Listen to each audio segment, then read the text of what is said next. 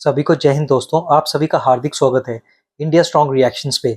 आशा करता हूँ कि आप सभी लोग बहुत अच्छे होंगे। तो आज हम आपके लिए एक इंटरेस्टिंग वीडियो लेकर आए, इसमें आप देखेंगे पाकिस्तानी एनालिस्ट कमर चीमा को, जिनकी स्पेशल गेस्ट होंगी मशहूर पत्रकार आरजू काजमी, और ये दोनों मिलकर बात करेंगे हमारे शक्तिशाली और प्यारे देश भारत के बारे में। तो ये वीडियो काफी इंटरेस्टिंग होगी और ये वीडियो का सेकंड पार्ट है।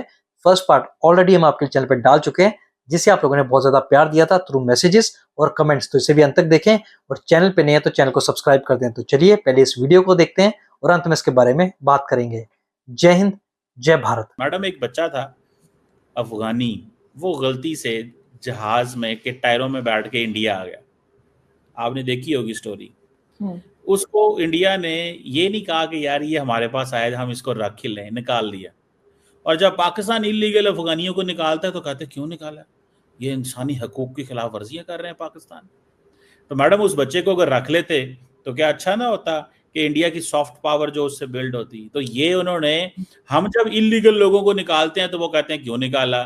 जब वहां पे एक बच्चा माइनर था, उसके ऊपर कानून भी कोई अप्लाई नहीं होता था बेचारे के ऊपर, तो उसको दोबारा इंडिया के अंदर भी कई लोग, बहुत सारे ये कह रहे हैं कि इनको रख लेते उस बच्चे को, जिस बच्चे ने अपनी जिंदगी की बाजी लगा के वो दिल्ली पहुंच गया, वो इंडिया के अंदर अपनी जिंदगी शुरू करना चाहता था।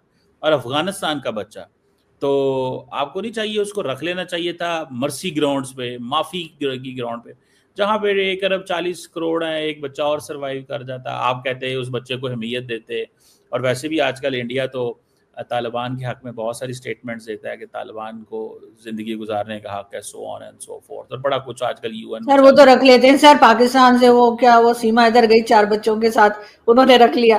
सर अब कितनों को रखेंगे? अब ऐसे थोड़ी सर कोई टायर पे बैठ के पहुंच जाए, कोई उधर से किसी और रास्ते से चला जाए। वरना होना तो ये चाहिए था कि सीमा इधर को भी निकाल देते 4 बच्चों के साथ, लेकिन उन्होंने रखा।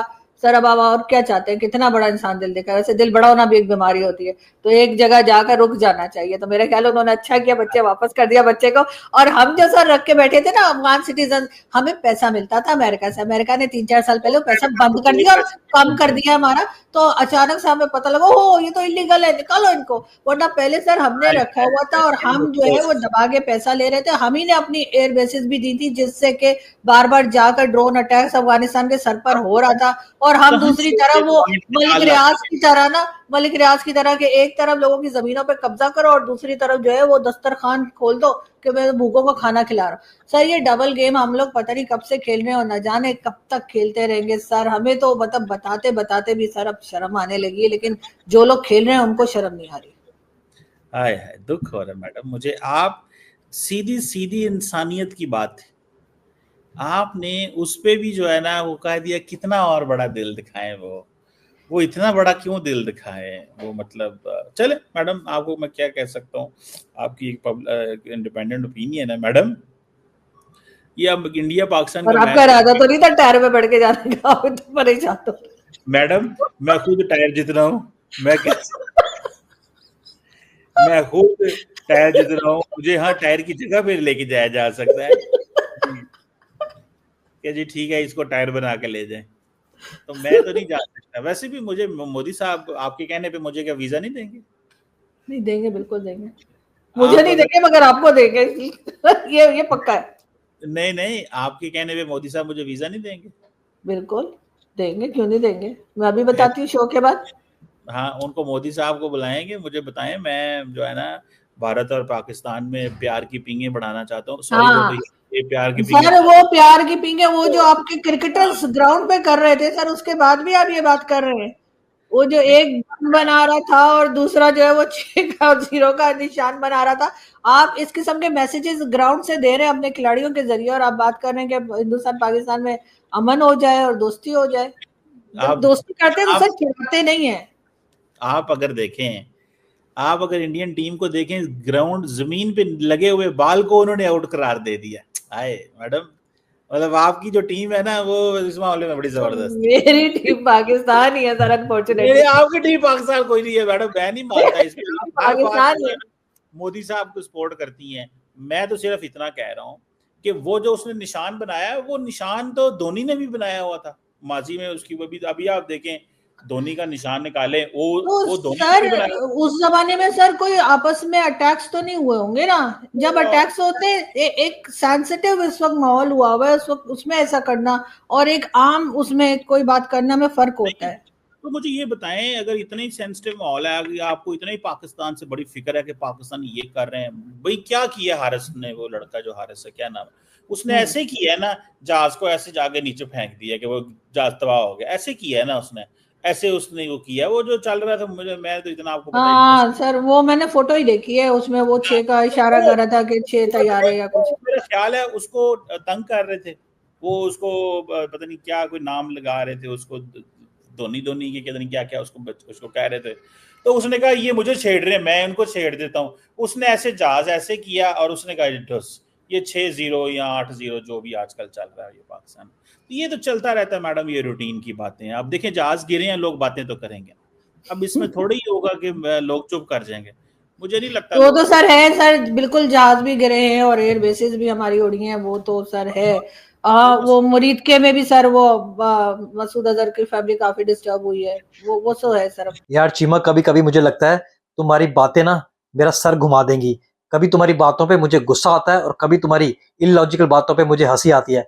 अबे वो अफगानिस्तानी बच्चा जो था वो टायर पे लटक के आया था। तुम डिफरेंस को समझते हो? तुमने जो अफगानिस्तानियों को बाहर निकाला वो कई सालों से वहां रह रहे थे पाकिस्तान में, उनकी फैमिलीज थी वहां पे, उनके पास आइडेंटिटी कार्ड थे और तुम डॉलर्स के लिए उनको वहां पे जगह दे के रखे थे।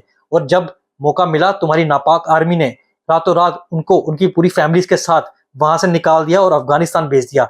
ये डिफरेंस है। और तुम्हें उस अफगानी बच्चे की स्टोरी मैं तुम्हें बताता हूँ। वैसे भी वो इंडिया नहीं आना चाहता था, वो जाना चाहता था ईरान। गलती से उस प्लेन में आ गया और भारतीयों ने उसे वापस भेजा सही सलामत, उसकी फैमिली से मिलाया और उसको गिफ्ट्स भी दिए। ये फर्क है भारतीय सिविलाइजेशन और तुम्हारे जैसे जाहिल लोगों में। वैसे आरजू काजमी और कमर चीमा की दोनों की बातों से मैं सहमत हूँ। जैसे कि आरजू काजमी ने कहा सीमा हैदर को भी वापस भेज देना चाहिए, ये बिल्कुल सही बात है। और दूसरी ओर चीमा ने जब कहा मैं खुद टायर लगता हूँ, बिल्कुल सही बात की चीमा साहब, आपने सही पकड़ा और अपने आप को बिल्कुल सही पहचानते हो। लगता है रोज शीशे में पूरा देखते हो अपने आप को। और तुम्हारे पाकिस्तानी नापाक खिलाड़ी जिनसे खेल के मैदान में तो कुछ होता नहीं है, वो सिर्फ इशारे ही कर सकते हैं और पाकिस्तान के पास प्रूफ के नाम पे सिर्फ इशारे ही हैं। सच में कोई सबूत होता तो पाकिस्तान पूरी दुनिया के सामने दिखाता। और तुम्हारे उस 2 कौड़ी के सी खिलाड़ी हैरिस रॉफ पे वैसे भी जुर्माना लग गया है। ये भारत की सॉफ्ट पावर है और ताकत है। और दूसरी ओर आरजू काजमी ने तुम्हारे खूब मजे लिए जब उन्होंने ये बोला कि मसूद अजहर के फैमिली के बंदे भी मारे गए और तुम्हारे एयरबेस भी उड़े।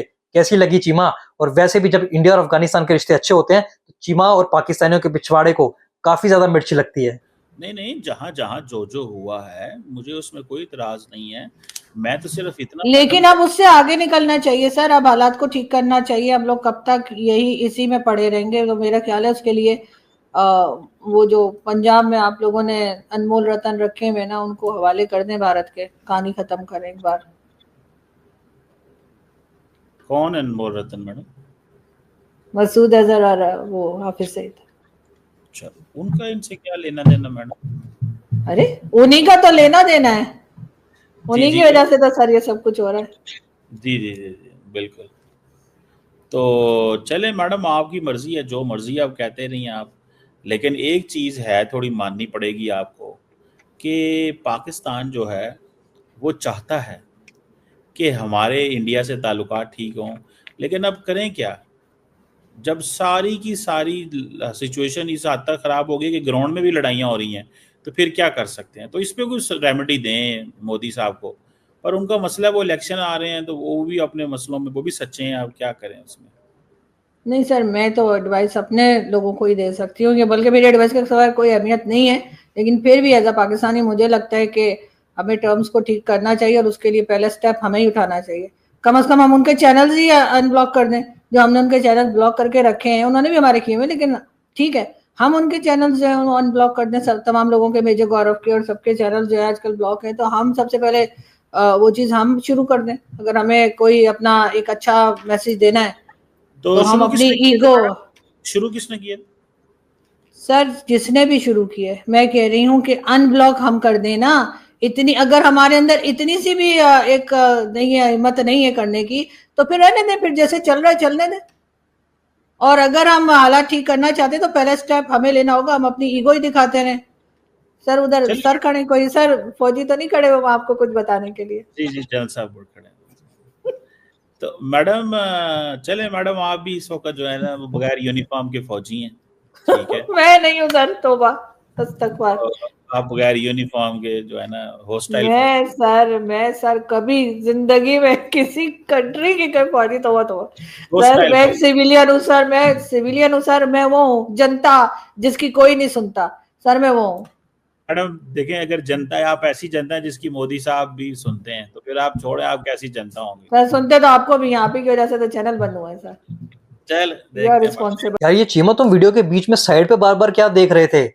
कहीं काली गाड़ी वाले, आईएसआई वाले या पाकिस्तानी आर्मी के बंदे तो नहीं खड़े जो तुम्हें डिक्टेट कर रहे हैं कि क्या बोलना है और क्या पूछना है? कुछ तो गड़बड़ लगती है। दोस्तों आपको क्या लगता है, चीमा जो साइड पे बार बार देख रहा था, क्या चक्कर हो सकता है? और पहले भारत की बुराइयां कर रहा था और जैसी साइड से इशारे आए तो रिश्ते अच्छे करने की बात करना शुरू कर दिया चीमा साहब ने। एकदम से जज्बात और एकदम से इरादे बदल दिए, और एक तरफ तुम दोस्ती की बात करते हो और दूसरी ओर और ऐसी नीच और उलझुल हरकतें करते हो। ऐसे दोगलापन नहीं चलेगा चीमा। जब तक पाकिस्तान ढंग से नहीं रहेगा, जब तक अपनी हरकतें नहीं सुधारेगा, भारत पाकिस्तान को मुंह भी नहीं लगाएगा। तो दोस्तों आशा करता हूं वीडियो आपको काफी पसंद आएगी। वीडियो अच्छी लगी तो लाइक और शेयर जरूर करें और अपने विचार हमें कमेंट सेक्शन में लिखकर जरूर बताएं। और एक बार फिर चैनल पे नहीं है तो चैनल को सब्सक्राइब कर दें। जय हिंद, जय भारत।